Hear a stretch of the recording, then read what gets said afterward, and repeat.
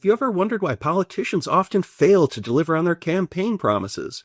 Why electoral shifts fall short when moving policy?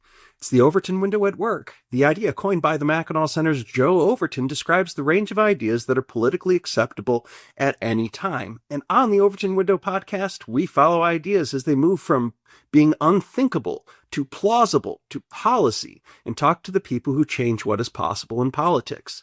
It is a big country, and we're not all going to agree. My guests today are trying to ensure that we can respect each other, even as we disagree. And they've just published the Civility book. Please welcome Stephen Henderson and Nolan Finley.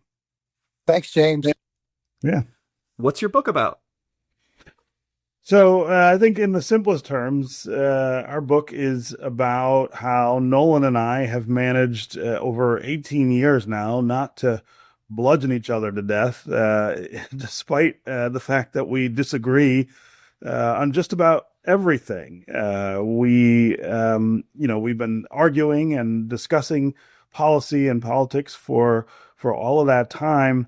And despite the fact that, we really get into it when we have those discussions, we also have been figuring out how not to have that damage the friendship that has also been built over those 18 years. And if you think about the things that we're struggling with right now in our city and our state and our country, this is near the top of the list, that ability to have civil discourse about the things that we can't come to agreement on. And so we wrote a book to try to help other people do what we are trying to do.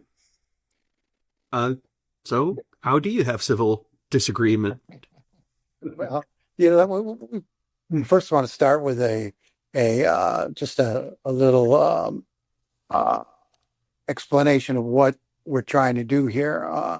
We are not trying to get people to agree to disagree. I mean, that's what you hear most often when people of opposite opinions come together and start clanking. We say, well, we want you to agree to disagree. We want people to disagree and find value in the disagreement, because we do believe a functioning democracy requires healthy dissent and the ability to have discourse over your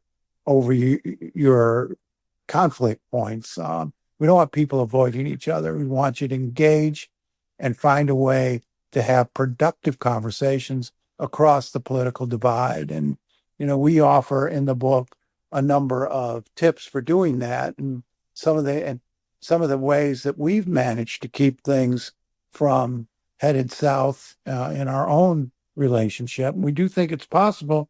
We just think, a lot of people are scared to try today, or they're afraid to try because it's such a fraught process. This idea of expressing yourself and maybe expressing ideas that put you at risk a little bit. And, we want people to get beyond that and be able to engage in a meaningful way.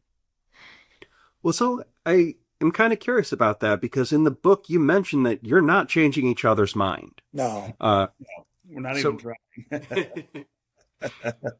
So if it's not about persuasion, what do you get out of civil discourse? Well, a lot, actually. I mean, and it's not about persuasion. We're not trying to convert. I think everybody who's been in one of these conversations with someone on the other side of the political divide understands the futility of trying to change somebody's mind. Most people hold their ideas pretty firmly, and their beliefs they're fairly committed to. So, I mean, we seem to think the only two choices are to either fight or avoid. And we think, and we've managed to have very meaningful, productive conversations without converting each other, without trying to convert each other. There's value in the disagreement, as I said up top. And every time Steve and I engage, I learn something. And one of the pillars that we feel of civility is to set honest goals for your engagements. And one of those goals is to see what you can learn from the other side, see what you can take away of value, rather than just sitting there and preaching for whatever time you're together, trying to pound your beliefs into their head. That's a very unpleasant process. And it's one reason people don't engage today. I mean, because who Yeah. wants to sit there and listen to somebody, scream at him for an hour? And so, we go back and forth, and sometimes very loudly and sometimes very angrily. But when we walk away, excuse me, when we walk away, we have a greater understanding of the issue, and we've tested our beliefs, our ideas against another person's who hold different perspective. And there's considerable value in that. Steve, can you kind of explain, like, give me an instance of like what you got out of a conversation with Nolan? Well, it actually happens all the time. The most recent argument we had where I got something out of it was actually about Social Security, which is, an issue that people are talking about right now and debating. Nolan and I were out together at the bar drinking bourbon, which is another kind of common bonding experience for the two of us. We like to do that. And someone asked us, they said, you guys have to disagree about Social Security. So let's talk about that. And we did. And we, of course, don't agree, I think, on a lot of things about Social Security. But Nolan said something during that conversation that I hadn't heard him say before, and that I hadn't really thought of before. And he asked the question about, lifespan, expected lifespan for African Americans, for instance, being shorter than for white Americans. And he said, so basically, if you're a Black person in this country, you are paying into a system that is supporting other people much more than it's supporting you and your communities. Like, why shouldn't we be thinking about it from the standpoint of allowing people to keep more of that in their own communities, in their own households, in their own families, as a possible return? I'm not sure I agree with that approach, but it was a way to think about it that I hadn't really stopped to think about before. And I think we could go back and forth for a long time, the two of us talking about those instances, those kind of aha moments where somebody whose beliefs you don't subscribe to says something that nonetheless makes you think about your position. It doesn't make you think differently, just it makes you think in a different way about the issue. That's really interesting. I also think it kind of reflects something that because you guys have spoken with each other, you know what each other care about. And Right. So if you're talking about a contentious issue, you can say, well, I know you care about this. Well, have you thought about this in this issue? And so that requires careful listening, experience, and understanding in order to have something that is productive and something to chew on. Yeah. And James, So that's nice. James, it really starts with dropping your assumptions about another person and their beliefs. We tend to hear, oh, good, James Holman, he's a conservative, so he's this, this, this, and this. And you may not be any of those things. But I try not even calling myself a conservative. so we allow ourselves to fill in information gaps with assumptions. And what we urge as a first step in this book is for people to fill those gaps with knowledge, sit down and talk to each other.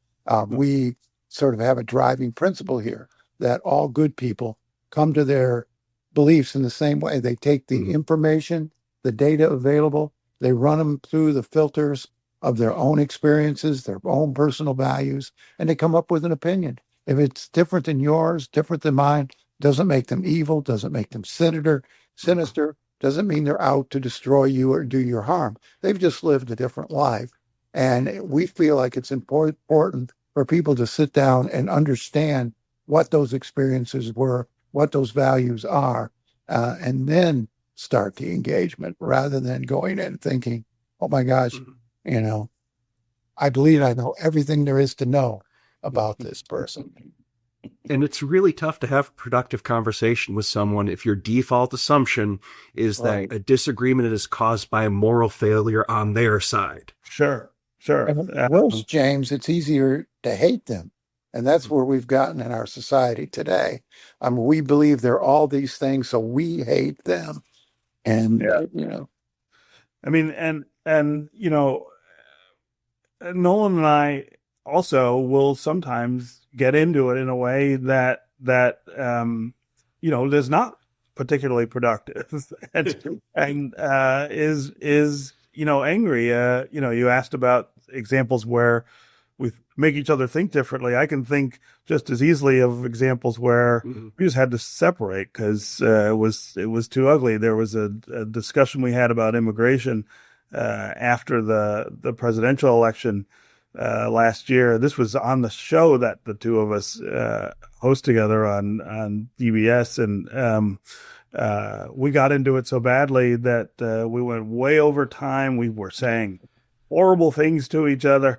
And the station decided not to even air the conversation. It was so bad. I think we were both embarrassed after we were done, but no, that's okay. I mean, sometimes we get into it in a way that causes us to have to say, all right, well, this is maybe something we need to talk about later, and that's all right too.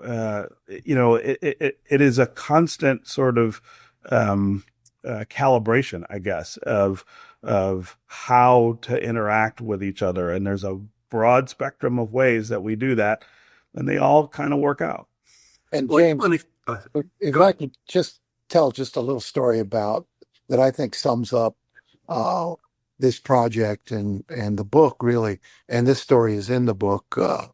But Steve and I were up on Mackinac Island years ago for the Republican Party policy conference, which they have every 2 years. And so we were up there both covering it for our respective papers. I was with the News, Detroit News, Steve with the Free Press. And, we got done with our work and walked down to one of the bars downtown, and we're sitting there having a drink. And I get up to use the bathroom, and I'm walking across the floor. These two ladies pounce on me, which doesn't really happen to me often in bars. And I knew them. They were conservative women who ran a website that was all about, demonizing Barack Obama. And so they seemed just very agitated. And they said, "Nolan, is that Steve Henderson you're drinking with?" And I said, "Yes." And they said, "Is he a friend of yours?" And I said, "Well, he is." And they said, "Oh, he is so awful. We just hate him." And I asked them, I said, "You hate him?" And they said, "Yes." I said, "Do you know him?" They said, "Well, no, we don't know." "Have you ever talked to him?" "No, no, no." And so I just pointed toward my stool and said, "It's empty. Why don't you go over there and talk to him in a few minutes?" Now, I had no idea how this was going to work out, but I thought he'd be fun to watch. And so they went over and sat down with Steve and started engaging, started talking. And, I was standing across the room watching, and I noticed it was very, very collegial. I mean, they were not getting angry. They were not getting loud. There was no fingers being pointed, but they were talking, and they talked on and on and on. And so, after a while of this, quite a while of this, I went over and I thought, well, I'm going to rescue Steve. And as I'm walking away with these ladies, I said, "What do you think?" And he said, "Oh, he's so wonderful. We just love him." And I thought to myself, an hour of conversation, nothing about Steve changed, nothing about them changed in terms of their beliefs. What had happened was they'd taken the time to get to know each other and understand each other. And even though they didn't reach any sort of agreement, they built the respect it takes, I think, to have a foundation of civility. Yeah, that's it's an interesting story because it's when you read words, it seems like it's much easier to disrespect the person who wrote them. Yes. But when you talk to someone face to face, it is much harder. Much harder. It's just one of these default things about technology, I guess. I don't know. Yeah. It's probably why social media is often so incivil.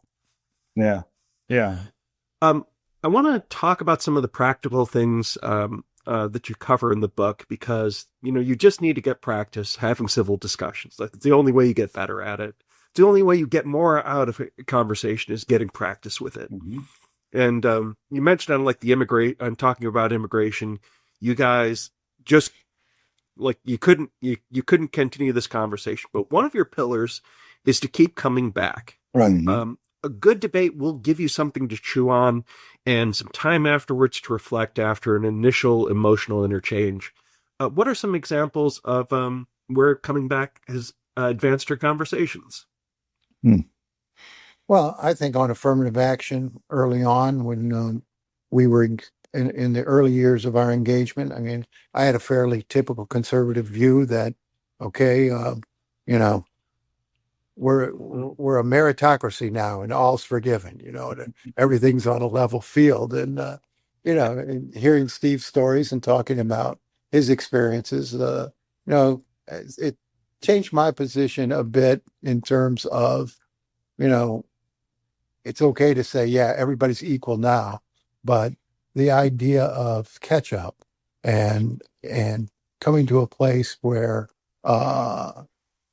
everybody's truly at the same spot takes a lot more than just declaring, okay, it's all going to be from merit from here on out, because there are too many years and too many centuries, I guess, when that wasn't the case. And so it caused me to think a little differently about that issue and how, perhaps this idea of meritocracy and also catching up, making up can come together, can coexist. What are some of the other pillars of civility you talk about? Well, you mentioned dropping assumptions, and we think that's you can't go anywhere until you do that. And then we talked about setting honest goals for your conversation. And again, honest goal is not to try to convert.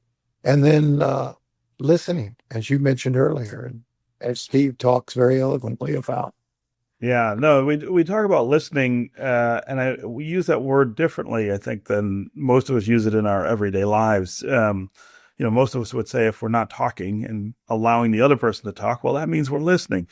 But I think if we unpack that a little more, often that's not the case. We're talking about actually making an investment in what the other person is saying and their ideas.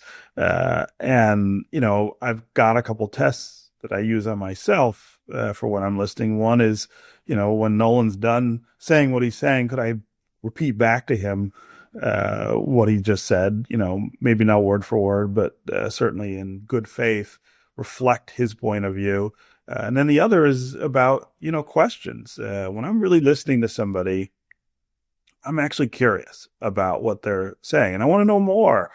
Maybe they said something I didn't quite catch. Maybe they said something that I hadn't heard before. I want to keep going with what they're saying as much as I want to say what I have to say. And I also think that there's something about our language, the interrogative form of our language, that is more welcoming than the declarative form. It says to somebody, I am curious about you and your ideas. I do care what you think, even if I don't agree and am not going to agree. And so that signaling is also an important part of the listening process. And it's harder to do those things than I think most of us think it is. But I think if you consciously think that way, it's possible. Let me James, sorry. Go ahead. You mentioned the persistence pillar too, which is the final one we talk about, and that encompasses a lot of things. One, it encompasses perspective, and we ask people to keep things in perspective. We know Steve and I were to suddenly come to agreement on everything. For one thing, I'd have to see if the world had not fallen off its axis, but for the other, nothing would change in that world. We ask people to ask themselves, why is it so important that everyone in your life whom you're able to have a meaningful relationship with, that's dependent on them sharing your political views? Why is that sort of unanimity of thought so important? We believe in a this country and our system depends on a healthy back and forth and a healthy dissenting discourse. But we seem to have no room in our lives for people who don't feel exactly the way we do. And we've seen that that's broken up relationships at every level, personal relationships, family relationships. I think we all have stories of people in our families, or people we're supposed to love who we can't be around, won't be around us because we don't think exactly the way we do. And so that perspective idea, and also, mind the manner of your discourse. Steve and I get very heated sometimes, and as he said, sometimes we get embarrassed ourselves. But one thing we've never done is made it personal. We've never said you're a blank, and we think words matter. And if you can control yourself and keep from going personal in a conversation, it's always much more productive. Yeah. So I do want to talk about passion in the debate because I think you're absolutely right about it. But I want to come back to something that Stephen said that I thought was very interesting. I want to see if I can recapsulate, which is the interrogative form is more conversational, or at least helps you listen more than the yeah. So, and that is like, if you ask a good question, you will listen, you're going to be more open to hearing their response. Yes. Yeah. 100%. I mean, I think there is something about, just the act of asking people questions, that leads to better information, but also, leads to a more collegial exchange of ideas, right? I mean, that's what we're lost, I think, in discourse in this country, is the exchange of ideas, not just the expression of those ideas in a discussion, right? I tell you what I think, you tell me what you think, but the idea of us trading ideas and playing off of those ideas really requires that interrogative form more than the declarative form. And if you think about the ways in which we're having these discussions right now, like on social media, on the 24-hour news stations, I mean, think of how few genuine questions people are asking each other. Everyone is just saying what they think, and then, insulting the people who think differently, as opposed to asking them questions about, well, why do you think that? Or where did you get that information? If I want to know more about that, where might I look? Where the place that you're getting this information. It's just a different way of coming to coming to agreement, but coming to an understanding about where we all stand and why, which is the sort of essence of what we're trying to get people to do. How would America be different if we were more civil to each other? Well, I think in almost every way. I mean, and we're not looking at a passive society. We think there are times when we should be angry and we should be loud. And but that's been since our beginnings, right? I mean, that's how we started as a people. I think what's changed now is that there are so many forces that profit from our division and from our hatred. So whether it's the media or social media or cable television or our political parties, if you listen to the language of our political debate, it's all about fighting. I'm going to fight for you. Mm-hmm. Well, who are you fighting?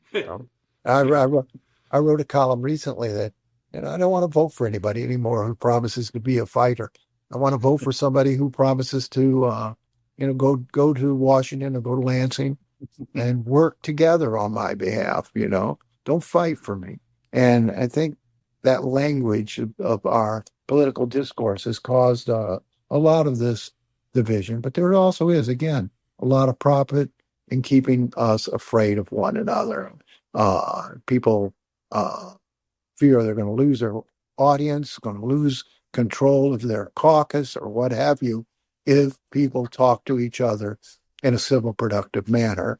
And I think we've got to stop rewarding those folks or those interests who are so determined to keep us apart. But we've got a lot of problems we're not solving, a lot of things we can't agree on, and we're not talking about the serious issues and the existential threats, to our way of life.